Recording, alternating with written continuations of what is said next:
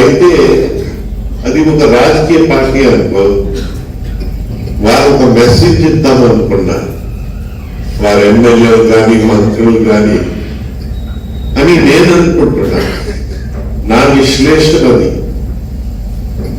వారందరూ భయపడిపోతే మేము రాష్ట్రాన్ని పూర్తిగా అన్ని విధాలుగా వేసుకోవడానికి అవకాశం ఉంటుందని గణనీయంగా అవినీతి తావు తీసుకుని ప్రపంచం మొత్తం పైన జరిగిన అవినీతి బహుశా అంత ముందు జరగకూడదు, భవిష్యత్తు జరుగుతుందని నేనైతే అనుకుంటాను. నా పైన కూడా వాండలు వేస్తారు. 800 ఎకరాలలో విశాఖపట్నం టౌన్ లో నేను మింగాగట. నేనేమనుకున్నాను, ఇలా అనుకుంటున్నారు.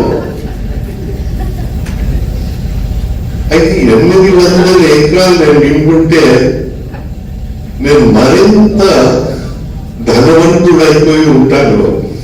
నా భూమి ఎక్కడ ఉందని తెలుసుకోవడానికి ఆ సర్వే నెంబర్స్ కోసం తెగ ప్రయత్నం చేశాను. మా పైన కోర్టు కేసు కూడా నడిచింది ఆ నంబర్స్. కానీ ప్రతిరోజు మాకు ఒక బెదిరింపు, మీకు అరెస్ట్ చేసేస్తాను, పారిపోండి పారిపోండి, మీకు అరెస్ట్ చేసేస్తాను. అయ్యా, అరెస్ట్ చేయడం మేము భయపడేది లేదు.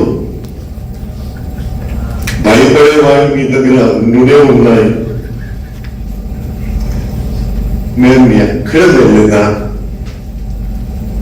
ఏ అవకాశం వచ్చినా మేము ఊరు కూడా మారలేదు. మేము అద్దె ఇంట్లో కూడా ఉన్నాము.